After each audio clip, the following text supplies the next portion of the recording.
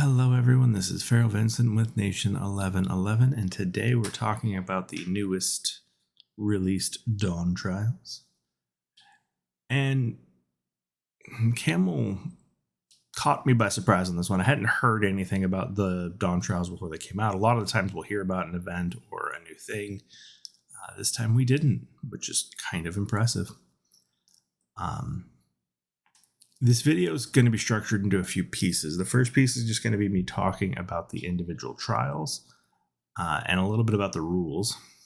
And then the second piece will be fleet recommendations for all of the different trials. The third piece is going to be the shop and what to buy. And the fourth piece is just going to be my feelings on the whole thing. So, I'm expecting this to be a little bit longer. Let's dive right in.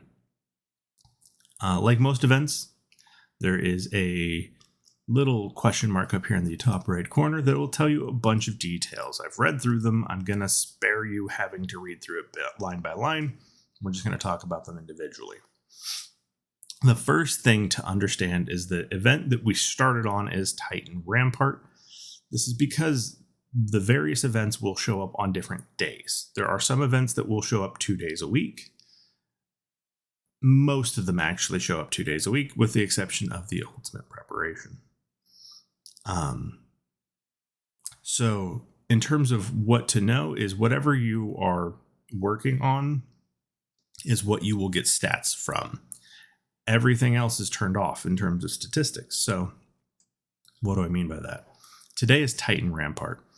That means you are only getting bonuses from your Titans. So it doesn't matter what the way you've built your city. It doesn't matter what your officer breakthrough skills are. None of those are affecting you. All that affects you is your Titans and how strong they are in order to progress. I know tomorrow at reset will be air sweep, which is warplane, and alloy equipment, which is going to be your actual equipment that you have gained from, your like standard old school equipment, right? This elite equipment facility. So when I give you some recommendations for fleets, I just want to keep that in mind that some of these are going to be, a little bit weirder. When it comes to command outposts, this one uses your officers. And so your officer breakthroughs, as well as your officer skills, abilities, and what you have chosen will affect it. This is going to be a lot more of a standard fleet. And then ultimate preparation is interesting in the sense that it uses all of your statistics, including your fleet size, except if you have a low fleet size, meaning under 400,000, they're going to give you a minimum of 400,000. And for anyone who's above that, they will get the above and beyond fleet that they already have. So this one's going to be the one that really separates the whales from everyone else, because in older nations especially, a lot of these I think are going to be cleared through very quickly. So how it works is you will click into whatever you are doing.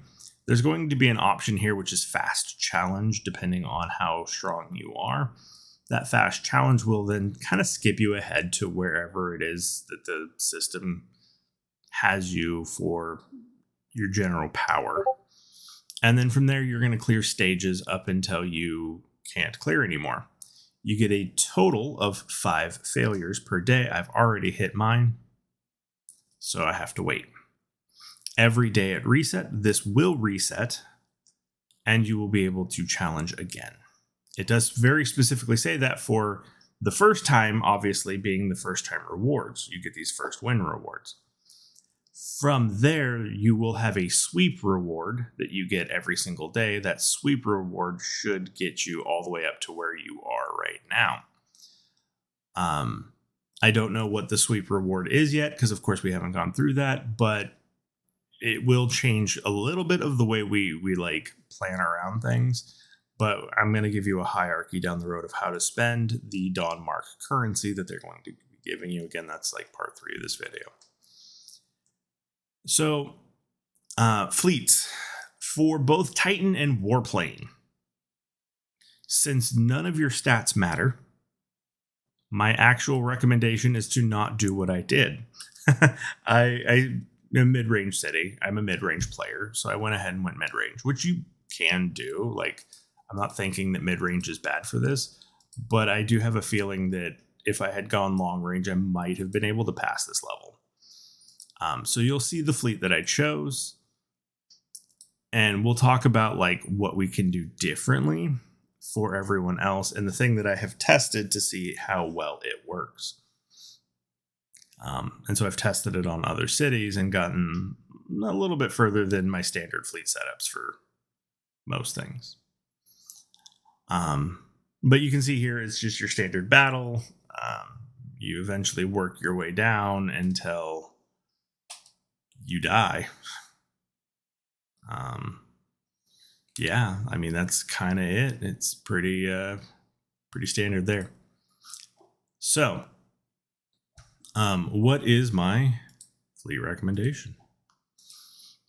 Since we're going to be since we're going to be working on Titans, long range is going to be king because you want to keep your Titans alive longer, right? Ultimately, the reason why I lost is because my Titans died. For that reason, and because we have a 400,000 troop cap, I like 2,000 fill for melee. I also recommend at least a third of your fleet for like your total melee, right? And so I kind of like this sort of 2,000 axes, 12,000 tanks, 6,000 T12 shredders. And then to get to that 1/3, you're looking at about 30,000 troops left. So you can go a little light. I went a little light on the other cities and did a 10,000 armored soldier. And the reason why I like these is because the reflect does some pretty interesting things, right? Because they have this reflect ability, reflect armor. And it does help to combat those higher stats that you're going to be running up against. Make sure that your zombies are maxed out. Mine weren't. The other thing to do is for your mid row, I'm 1,000 fill kind of guy. These are literally just to eat like Titan Lightning, some other abilities like occasionally you're going to get, hit with like Havocs, and rockets will occasionally target them, right? And it's literally just to distract. That's all that's there for. And then when we get to back row, because again, stats are not a thing that we're going to be dealing with, using the abilities to your advantage is going to be the bigger deal. So I like a 4,000 fill. You can pick any number you want, but I'm going to do my 4,000 fill specifically on EMP cannons and snipers. I'm going to go high shielder because I want to keep my melee alive longer. So high shielder is going to be something to the effect of like, I don't know, at least 10,000. I'm going full 20,000 shielders. And this is what I was doing on my other cities, is the 20,000 there. And then the 137,000. This got me better results on two other cities that are weaker than mine. That's what I did. I don't know if it's like optimal. We're going to most likely update these fleets as time goes on. But at least for an early fleet, I would do this for both the Titan and the Warplane, because essentially those two are fundamentally the same.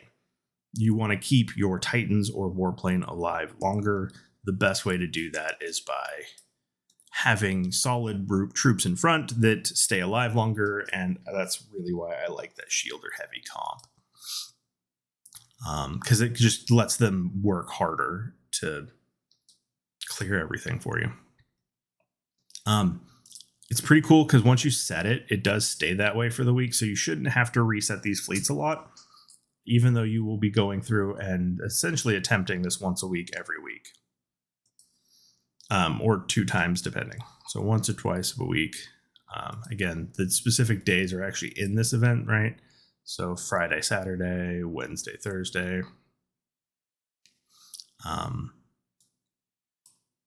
Monday, Tuesday, right? And it looks like these are for 2 days. What I don't, I believe that these reset each day. I don't know if you can only do this like once, because let's see here. Challenge every day and use different stats and combinations. Yeah, it does say every day. So yes, that would reset. Even though it's 2 days in a row, it's going to reset between days. We're learning in real time. So again, those 2, same one. Alloy equipment gets a little bit different because this is going to be the most different. In terms of what to do, I would look at your actual equipment stats. How do you do that? You can go under Manage. Up here in the top right corner is this lovely equipment overview bonus. Scroll down, look at the stats. For me, long range attack, 97.2%. Mid-range attack is 108%. So I'm going to favor a mid-range fleet because I have more mid-range attack coming from my equipment than I do long range. Same thing for,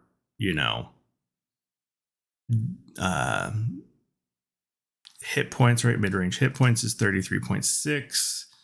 Long-range hit points is 33.6. So that's equal. That doesn't matter, right? And you're going to look at these stats to figure out what exactly it is that you'd like to pick up.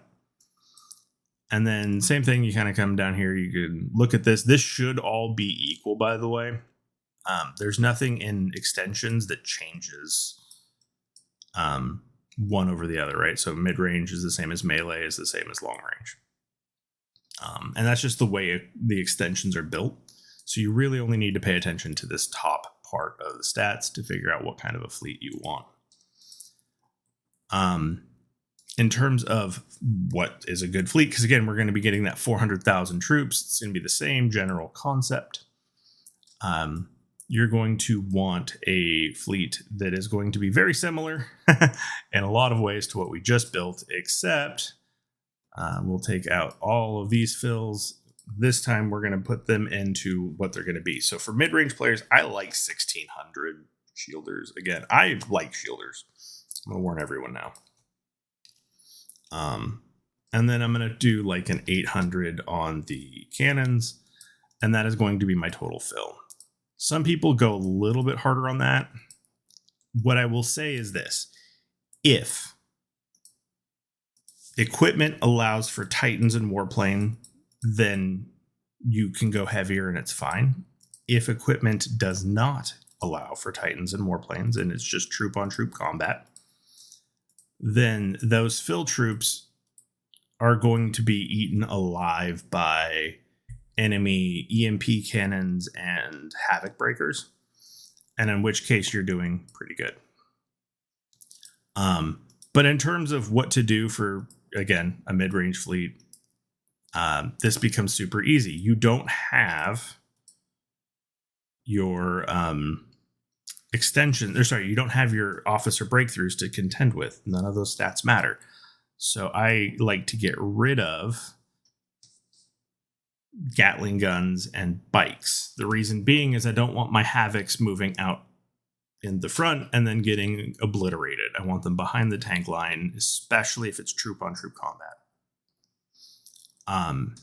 If there are Titans, meaning when you attack the enemy, they have Titans, what I recommend is adding bikes back in and do 1,000 fill.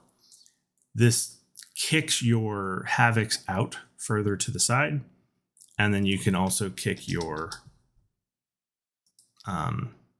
Gatling guns back in. That way you kind of have that 4 fleet setup. So again, if there are Titans that you're attacking and you have your Titans, I would go ahead and keep the fill. If it's not there, don't. And the reason being is for destructive ray from the male Titan will just obliterate your mid-range troops. If you kick these troops in, your havocs will be so far out it won't get hit anymore. But then essentially you're going havoc high. So mid-range, havoc high. Long range, is the exact same fleet, but you just max EMPs. Or sorry, the death cannons, T-13s. Because again, no breakthroughs, no like anything else. Go with the highest DPS troop. So that's that one. Your last two is command post and ultimate preparation. And essentially the fleet for these is going to be whatever you're using in the uranium mines. I do recommend you just send that kind of a fleet. I mean, it's really that simple. You will gain the most benefit from just a standard fleet. Because like, you know, when it comes to like the command post, right? If you're a mid-range city, you've already got your mid-range fleet set up when you go into your uranium mines every day. So use something similar, just change out to T-13s instead. Again, if you're a mid-range player, obviously a Havoc heavy fleet like I just did with Alloy, that's perfect. The only difference is, you know, you actually have your breakthroughs. So for me, like having Katie and Simon in there means I'm going to want to make sure I have 2 melee troops. Well, hey, I've already got that set up. I want to have at least 100,000 rockets and 100,000 at least 60,000, 62,000, whatever you want to make it, rockets, so that you can get your Katie buffs, right? Your breakthroughs for these. So when you're making those fleets, always make sure you are making them in mind with your breakthrough skills. And then ultimate preparation is going to be the exact same fleet as your command outpost. But you get your Titans and Warplate and stats added in. Like, this is all of your stats combined. This is what your city's already doing. And for those people who already have over 400,000 troops in their fleet, this is going to be your standard fleet. So that's the fleet recommendations for now. We might find better ones down the road. I plan on, if I see something that is different than what I've said or fundamentally different than what we're talking about right now, I will make another video. Part 3 is this exchange store. So as you're going through these levels, you're getting these Dawn tokens, Dawn marks, right? That can then be spent on different things in this. So you have some normal chests, blue chests, power ore. In a sense, ignore all of this. Come straight down to this middle section. This is where you want, because the bottom section is also kind of an ignore too. Pound for pound, the best is going to be mutagen source stones. This shop resets every Monday. So it'll reset like same day you get like Medici, right? Every Monday. Every week, you're going to want to make sure you're maxing out your mutagen source stones, assuming that you do not have maxed Titans, meaning evolution tier 10 and destruction tier, which is the orange tier. I would pick this up every week. 16 mutagen stones a month is a lot. It adds up. It's hecka worth it, and it's free. Take it. Hierarchy number 2 is going to be A, blueprint chests, the rare ones, these ones, the orange ones, with an asterisk. This is the second priority if you are still working on, if you are still working on your blueprints. So I, specifically, middle A extension. So this particular extension right here is the most important in the game because it increases damage to troops.